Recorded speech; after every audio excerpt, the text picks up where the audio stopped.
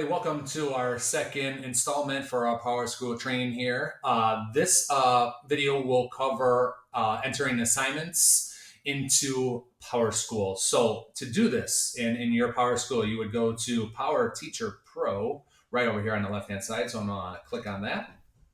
And it might take a second to open up here.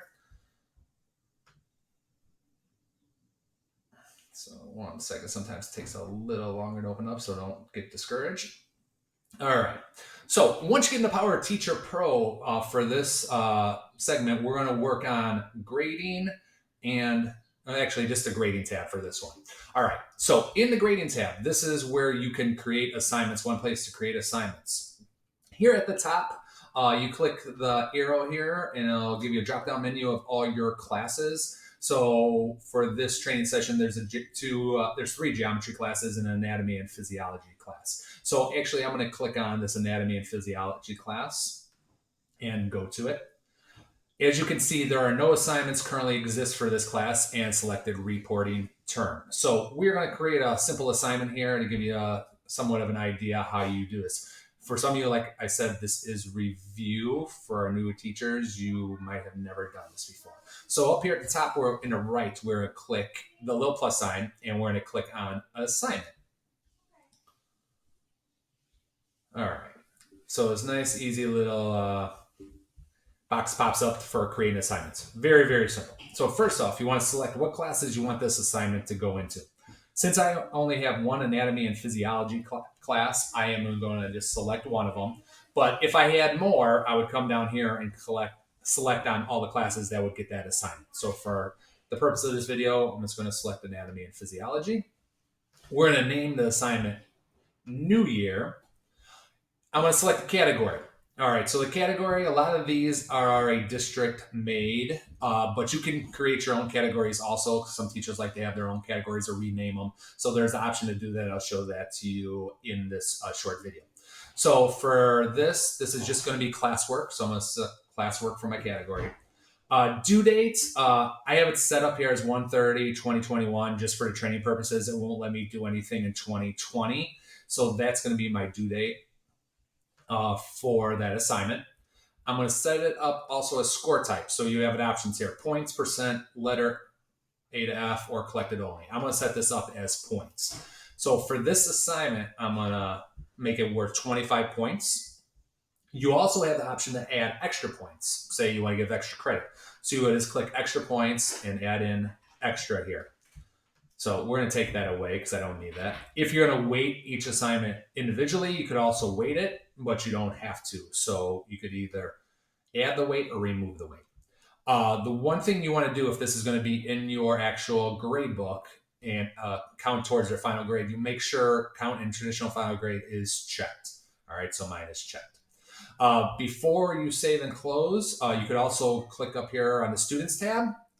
If you want to only give this to certain students, you could click Show All, and you have some checks here. So say you just want this assignment to go to John Anderson. You would just click on John Anderson. But if you want the whole class, you just have them select all, and they're all selected. And it'll show you all the selected ones when you say Show Selected.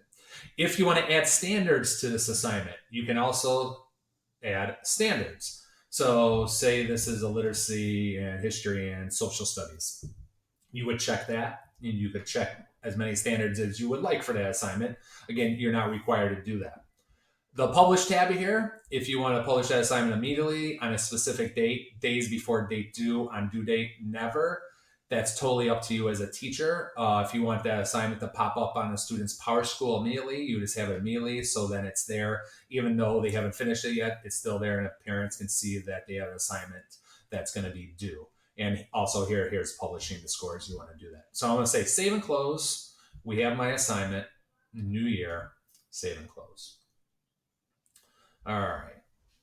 So for me to see that assignment now, actually, before we get to that, we go to grading.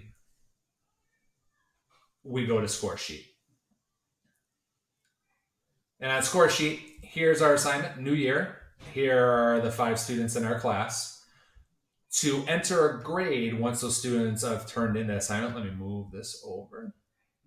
You can either type it into the cell individually, say that student got a 10, this student got 25, and so on. Or you could come over here and type the grade in to the right and click enter, and goes down to the next cell. If you just want to click these arrows here next to the names up and down, they'll go to each individual, who's ever above that student, who's ever below that student. If we had another assignment here, we'd click the arrow to the right to the left to get to the next assignment. There are some codes in here for us already. Say Trevor here is missing. You click missing, and you can see the little orange square will pop up there. If we want to fill now, say we say Miss Walker is missing also, I could fill, and it will go down.